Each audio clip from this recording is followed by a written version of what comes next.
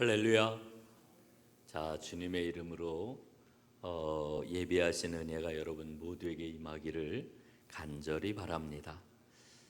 한 주간 여러분들 아마 힘차게 잘 지내셨으리라 생각을 하고, 오늘 하나님 앞에 나와 예배할 때에 하나님을 향하여 나 자신을 드리고, 그리고 하나님이 내려주시는 은혜를 이 시간 풍성히 받기를 소망하면서 여러분 예배하고 있다고 생각을 합니다. 하나님 예비하신 그 은혜가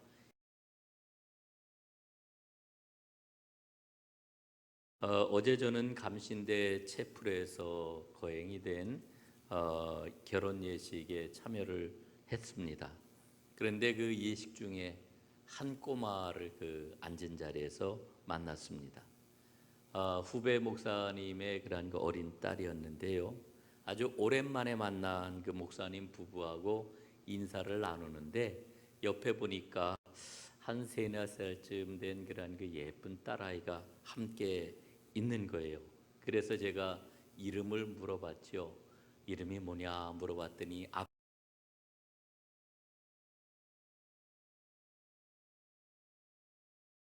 그 아이 얼굴을 바라보면서 온이야, 너 정말 예쁘구나. 너 어쩜 그렇게 예쁘게 생겼니? 이렇게 제가 말을 건넸습니다.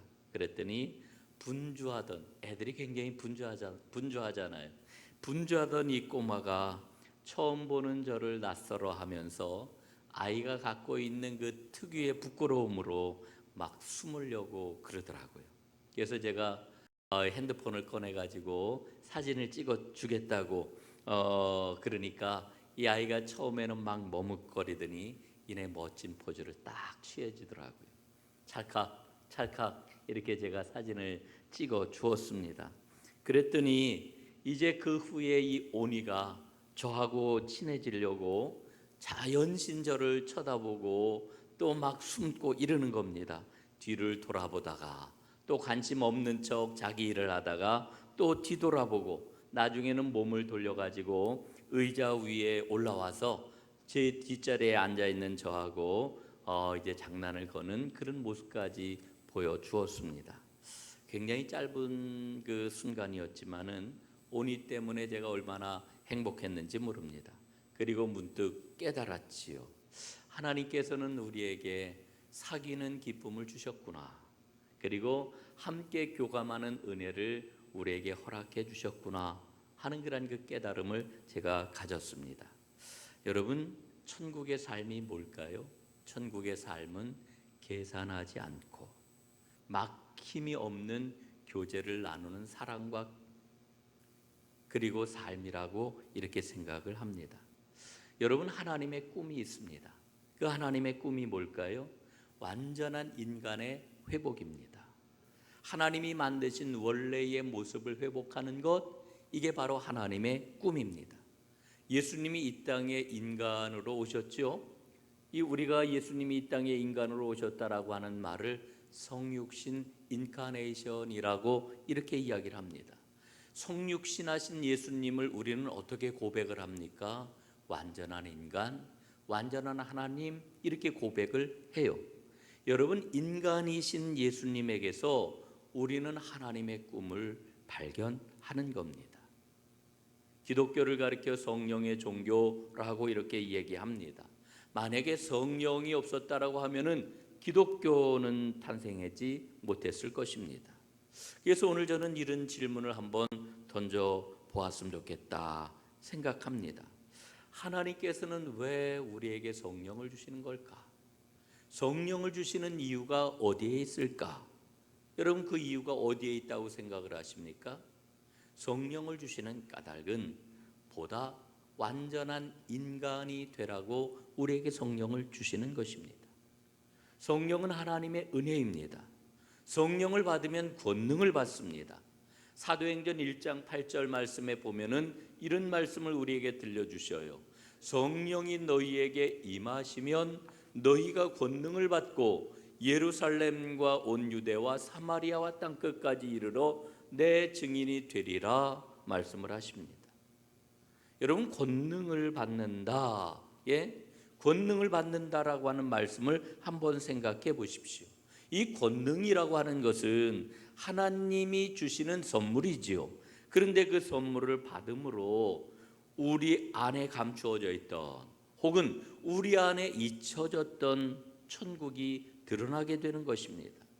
원래 하나님은 인간을 만드실 때 하나님과 인간 사이에 막힘없이 사랑을 받게 하셨고 또 하나님께 사랑을 고백하며 살아가도록 우리를 만들어 주셨습니다. 여러분, 하나님과 막힘없는 이 순간의 진정한 인간성이 실현이 되는 겁니다.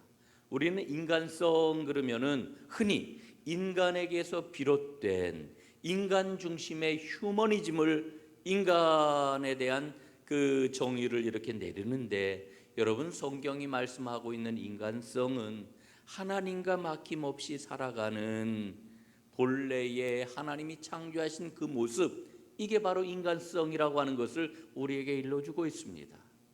여러분, 이게 엄청난 차이가 있어요. 인간에게서 비롯된 인간 중심적인 휴머니즘하고 성경에서 일러주고 있는 인간성이라고 하는 것은 근원적인 차이가 있다 말입니다. 여러분, 성령을 우리에게 부어주시고 그래서 우리가 권능을 받게 될 것 같으면은 우리는 하나님께서 허락하시는 은혜 가운데 거하기 때문에 두려움 없이 천국 복음을 전할 수 있게 되는 거고요. 하나님 백성다운 삶을 살아갈 수가 있게 되는 거지요. 그래서 저는 분명히 오늘 고백을 합니다. 성령을 받으면 가장 인간적이 된다. 성령 받으면은 우리 안에 있는 모든 비인간적인 것들이 제거가 되고 원래 하나님께서 우리에게 넣어주신 인간다움을 회복하며 살아갈 수가 있게 되는 겁니다. 그런데 우리는 종종 성령에 대해서 이렇게 오해를 하지요. 인간적인 것하고는 동떨어진 어떤 특별한 영적인 은사만을 중심에 놓고서 이 성령에 대해서 생각을 해요. 물론 성령께서 우리에게 임하시면 그런 모습이, 그런 영적 은사가 나타나는 게 사실입니다. 그러나 거기에 머물러 있다라고 하면은 성령에 대한 아주 1차원적인 낮은 그러한 그 차원의 생각을 하고 있는 것이다, 이렇게 이야기할 수 있는 거예요. 사랑하는 여러분, 성령 충만하시기를 간절히 바랍니다. 그래서 원래 하나님께서 우리에게 허락하신 참다운 인간성을 회복하고 그 인간다움을 통하여서 하나님 나라의 아름다움과 그 평안함과 그 풍성함을 맛보는 하나님의 사람들이 다 되시기를 주님의 이름으로 축복합니다. 오늘 본문은 마지막 날에라고 하는 찬양으로 널리 알려진 그런 구절이지요. 여러분, 이 찬양을 부르면은 우리 마음이 얼마나 뜨거워집니까? 마지막 날에 내가 나의 영으로 모든 백성에게 부어주리라. 자녀들은 예언할 것이요 청년들은 환상을 보고 아비들은 꿈을 꾸리라. 주의 영 임하면, 주의 영 임하면 우리 안에 이 놀라운 역사가 일어난다, 이렇게 일러주고 있는 거지요. 그런데 여러분, 오늘 우리가 읽고 있는 이 요엘서 2장 말씀이 사도행전 2장에 동일하게 그 인용이 되고 있는 것을 우리는 보게 되지요. 베드로가 오순절 성령 충만함을 받고 이제 처음 설교를 하게 되는데 그 설교에 보게 될 것 같으면은 바로 오늘 말씀을 인용을 하고 있습니다.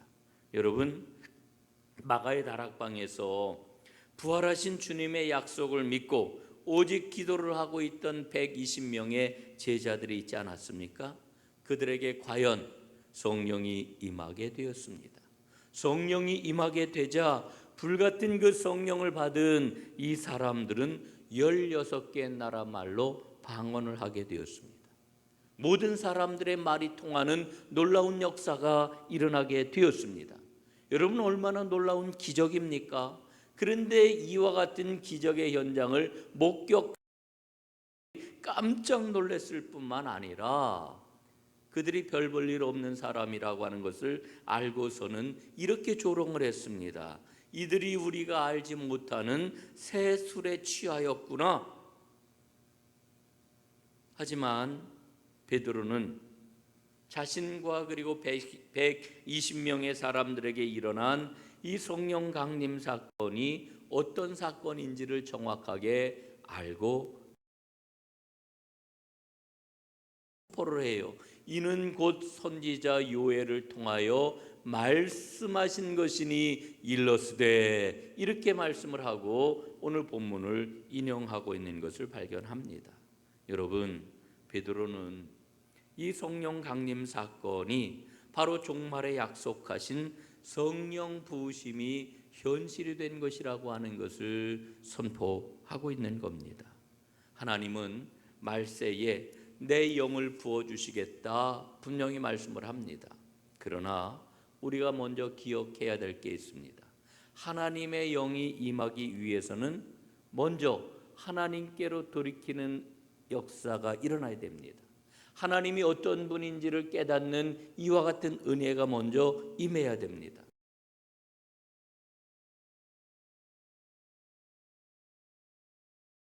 옷을 찢지 말고 마음을 찢고 너희 하나님 여호와께 돌아올지어다. 그는 은혜로우시며 자비로우시며 노하기를 더디하시며 인애가 크시나니, 이렇게 말씀을 해요. 여러분, 하나님께서는 요엘 선지자를 통해서 뭐라고 일러주셔요?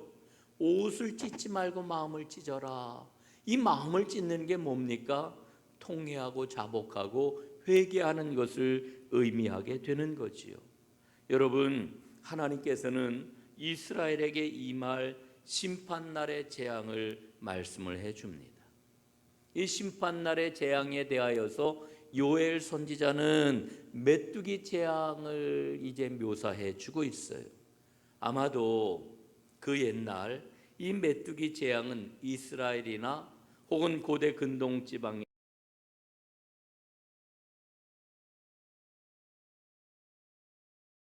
뽑히는 재앙이 바로 메뚜기 재앙이라고 이렇게 이야기하지 않습니까? 하나님께서는 이 메뚜기 재앙을 경고하심으로 심판날 임하게 될 그 고통이 얼마나 두려운 것인지를 일깨워 주고 계시는 겁니다. 주의 날, 심판의 날, 그날은 깜깜한 날이요 짙은 구름이 덮이는 날입니다. 그날 메뚜기가 임하게 되면은 그 무시무시한 무적의 부대는 어느 누구도 피할 수가 없는 것이라고, 빛은 산꼭대기에 머물러서 지상으로 내려오지 못하게 될 것이라고 이렇게 말씀을 합니다. 여러분, 그런데 하나님께서 이와 같은 재앙과 심판의 날을 피할 길이 있다고 하는 것을 일러주고 계시는데, 그 길이 뭐라고요? 우리가 13절에서 살펴본 것처럼 옷을 찢지 말고 마음을 찢어라. 하나님께로 돌아오라. 이게 바로 그 심판과 재앙을 피할 수 있는 길이라고 이렇게 말씀을 해주고 있는 겁니다. 왜? 하나님은 은혜로우셔서 노하기를 더디하시고 자비로우셔서 뜻을 돌이켜 회개하는 자에게 재앙을 내리지 아니하시는 분이기 때문에 그렇다는 거지요. 그러니까 여러분, 성령을 받는다라고 하는 게 뭡니까? 성령으로 충만해진다라고 하는 게 뭡니까? 하나님의 자비와 긍휼을 맛보는 겁니다. 심판과 재앙의 날이 아니라 하나님의 놀라운 은총과 자비를 맛보는 은혜의 날에 참여하는 것, 이게 바로 성령으로 충만해지는 것이라고 하는 것을 우리에게 일러주고 있는 겁니다. 이 은혜가 오늘 저에게도 여러분에게도 꼭 임하기를 주님의 이름으로 축복합니다. 또 한 가지 붙잡아야 할 진리가 있습니다. 성령은 그리스도인의 정체성이라고 하는 겁니다. 여러분, 앞에서 제가 말씀을 드리기를 성령을 받는 것은 완전한 인간성을 회복하는 것이다, 이렇게 말씀을 드렸지요. 여러분, 그런데 이 성령은 그리스도인이 누구냐, 예수 믿는 사람이 누구냐, 그 정체성을 확립해 준다라고 하는 거 꼭 기억하시기를 바랍니다. 여러분, 예수 믿으시죠? 예수를 믿으십니까? 제가 오늘 예수를 믿느냐 물어보는 것은 예수를 나의 구세주로 믿느냐라고 하는 것을 묻는 겁니다. 예? 여러분, 그런데 성경 말씀을 보니까요, 나는 내가 예수를 믿는다고 생각을 하는데, 상당히 많은 분들이 그렇게 생각을 해요. 내가 예수를 믿는 거지, 이렇게 생각을 해요. 그런데 성경은 우리에게 뭐라고 일러주십니까? 내가 예수를 믿는 게 아니라 주의 성령께서 내 마음을 열어주시고 내 마음을 움직여 주셔서 예수를 믿게 되었다 일러주고 있어요. 이런 게 얼마나 중요한 진리인지 모릅니다. 고린도전서 12장 3절 말씀을 보니까 성령으로 아니하고는 누구든지 예수를 주시라 할 수 없느니라. 여러분, 성령이 내 안에 들어와 성령께서 나를 주장하셔서 내 마음을 열어주셔서 이 진리를 받아들이게 하셔서 예수를, 세상에 예수 모르는 사람이 어디 있어요? 예수 다 알아요. 예수가 위대하다고 하는 거 다 알아요. 그러나 그 예수를 나의 구주로 믿고 받아들이는 사람은 많지 않다 말이에요. 여러분, 예수를 구주로 받아들이게 하신 게 누구라고요? 성령이시다. 성경은 우리에게 분명히 일러주고 있는 거지요. 그런데 그 성령님이 내 마음을 열어 예수님을 믿게 하셨을 뿐만 아니라 내 안에 계시다는 거예요. 내주하신다는 거예요. 고린도전서 3장 16절에 보니까 너희가 하나님의 성전인 것과 하나님의 성령인 너희 안에 거하시는 것을 알지 못하느냐.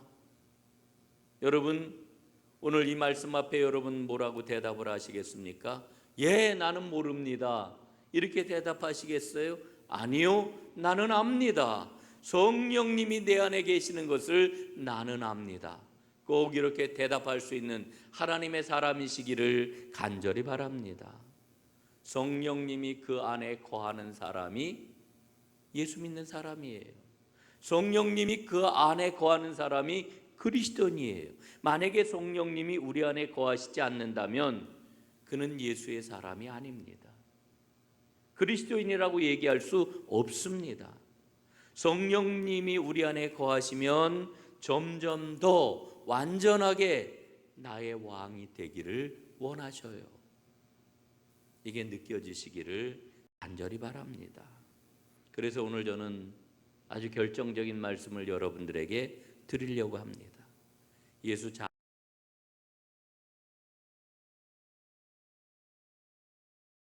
힘을 빼는 것.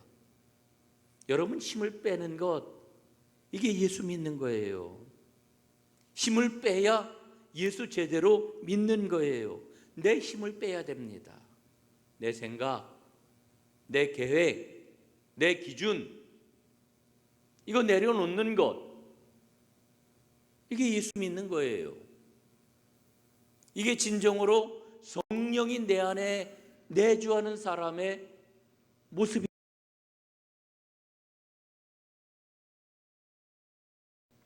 예수님께서 베드로에게 이런 말씀을 하셔요. 내가 젊어서는 스스로 띠뛰고 원하는 곳으로 다녔거니와 늙어서는 내 팔을 벌리리니 남이 내게 띠띠우고 원하지 아니하는 곳으로 데려가리라. 여러분, 이 말씀은 베드로가 어떻게 죽을 것임을 일러주는 말씀이지요. 그러나 더 깊은 의미가 이 안에 담겨 있습니다. 우리의 믿음이 궁극적으로 어떤 믿음이 되어야 되느냐? 우리는요, 스스로 주님 앞에 이것을 하기를 원합니다. 저거를 하기를 원합니다. 이렇게 영광을 돌리기를 원합니다. 저렇게 영광을 돌리기를. 주의 도움을 구하였어요. 그런데 우리 주님께서는 우리에게 궁극적으로 뭐라고 말씀하셔요? 너희가 팔을 벌려라. 너희가 원하지 아니하는 곳으로 내가 너를 데리고 가겠다. 이게 하나님의 뜻이에요. 여러분, 주님께서 원하는 곳이 아닐지라도, 원하는 일이 아닐지라도, 원하는 시간이 아닐지라도 주님이 원하신다면 내가 가야지요. 내가 해야지요. 내가 순종해야지요. 여러분, 이게 힘을 빼는 겁니다. 여러분, 예수님께서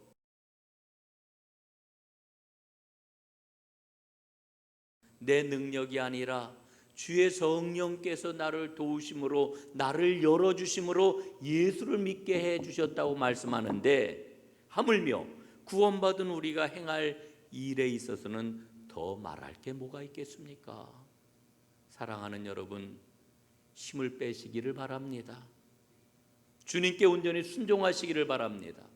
이게 진정으로 성령 받은 사람의 모습이라고 하는 거지요. 여러분, 그러면 임하시면은 어떤 일이 생길까요? 오늘 성경은 세 가지를 우리에게 일러줍니다. 첫째, 꿈이 생긴다 말씀해줘요. 28절입니다. 너희 자녀들이 장래일을 말할 것이며 너희 늙은이는 꿈을 꾸며 너희 젊은이는 이상을 볼 것이며 말씀합니다. 자녀들이 장래일을 말한대요. 예언한다는 말입니다. 여러분, 예언한다라고 하는 말은 하나님의 말씀을 전하는 것이지요. 예언은 하나님의 말씀을 전하는 겁니다. 성령을 받지 못하면 하나님의 뜻을 알 수 없고요. 그러니까 하나님의 말씀도 전하지 못하게 되는 거지. 노인들이 꿈을 꾸는 것도 마찬가지입니다. 아유, 나는 이제 나이 먹었어. 나는 늙었어. 이러는 게 아니라 마음의 희망을 가지고 하나님 나라에 대한 꿈을 뚜렷하게 붙잡는다라고 하는 것, 이게 성령 받은 사람의 모습이라고 하는 거예요. 젊은이는 이상을 가지고 복음의 꿈을 꾸게 될 것입니다. 여러분, 오늘 성경에서 일러주고 있는 예언과 환상과 꿈이라고 하는 것은 개인적인 은사에만 국한이 되는 게 아니고 하나님께서 하실 큰 일을 보게 된다라고 하는 것을 일러주는 그와 같은 말씀이지요. 하나님의 놀라운 통치, 하나님 나라를 보게 된다라고 하는 것을 선언하는 겁니다. 이 은혜가 여러분에게 꼭 임하시기를 주의 이름으로 축복합니다. 두 번째로, 성령이 임하시면은 주의 이름을 부르는 자는 구원을 얻게 될 것입니다. 오늘 30절 말씀에 보면은 내가 이적을 하늘과 땅에 베풀리니 곧 피와 불과 연기 기둥이라 말씀합니다. 크고 두려운 날을 지금 묘사해 주고 있는데 조금 좀 의아해요. 왜냐하면은 성령을 부어주신다라고 하는 이 예언 속에 왜 심판의 징조가 포함이 된 걸까? 성령을 주신다고 하면서 왜 심판에 관한 말씀을 주시는 걸까? 그 이유가 뭘까? 여러분, 이유가 있습니다. 성령을 받으면 하나님의 때를 분별하기 때문에 그래요.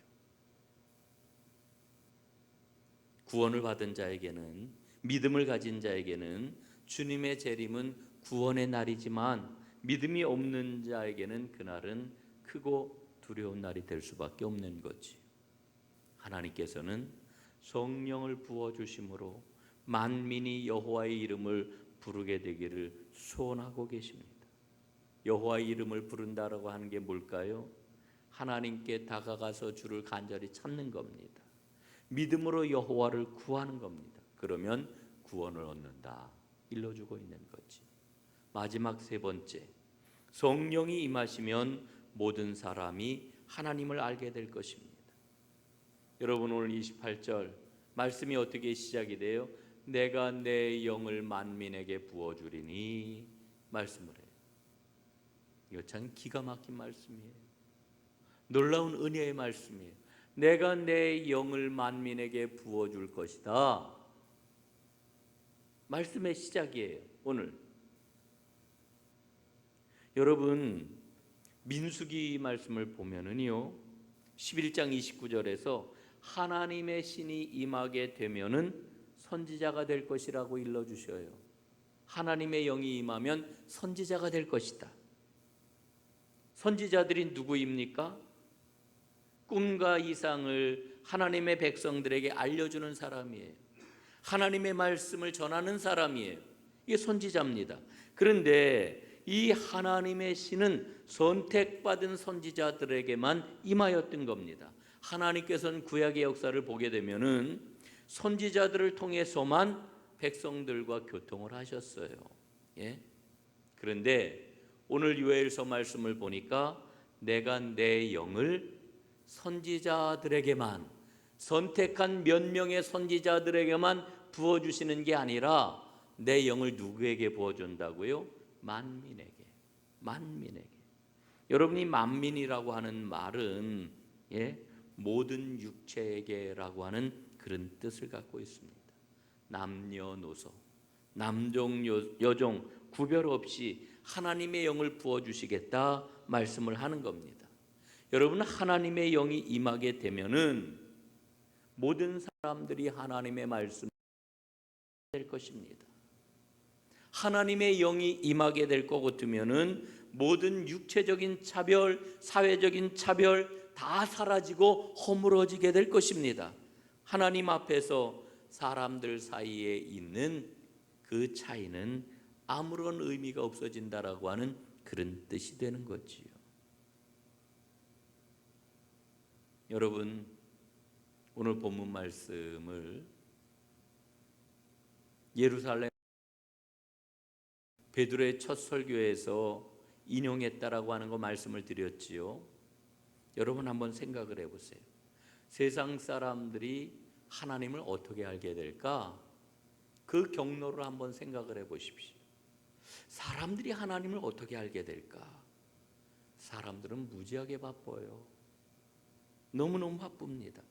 자기 생각이 있고 자기 계획이 있고 자기 일이 있기 때문에 정말 바쁘고 분주하게 살아갑니다. 정신없이 살아갑니다.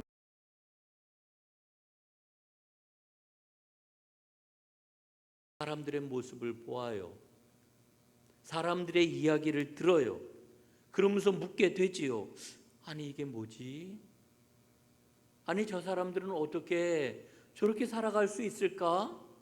세상에 저렇게 살아갈 수 있다니, 저렇게 살아가는 이유가 뭘까? 지금 제가 누구 이야기하는 거예요? 예수 믿는 사람들 이야기를 하는 거예요. 예수 믿는 사람들 이 모습을 보고 그 이야기를 듣고 사람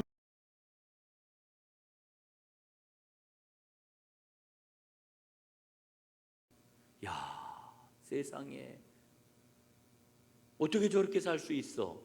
묻는 거예요. 그러면서 하나님께로 나아가는 문이 열리게 되는 거지요. 여러분, 오순절 마가의 다락방에 성령님이 임하심으로 교회가 탄생을 했어요. 교회가. 그런데 성령 충만한 그 첫 번 교회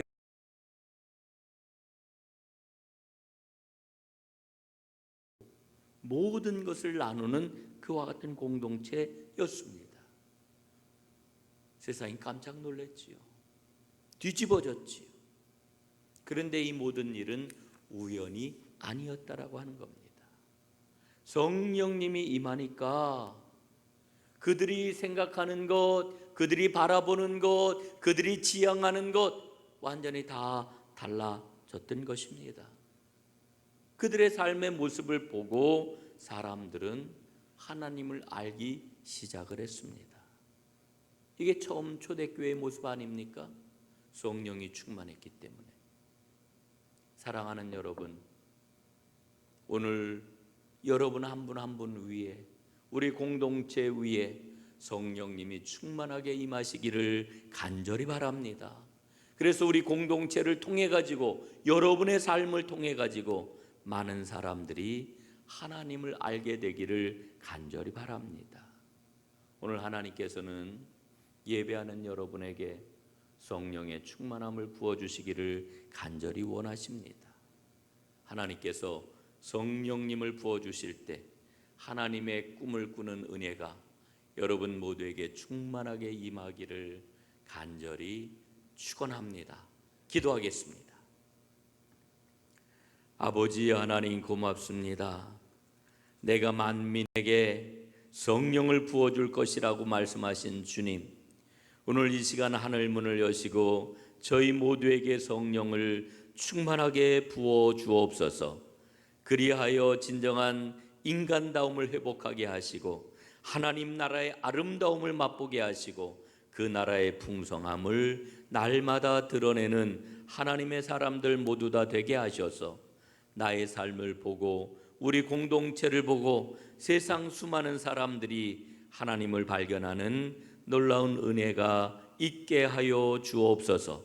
예수님 이름으로 간절히 기도드리옵나이다. 아멘.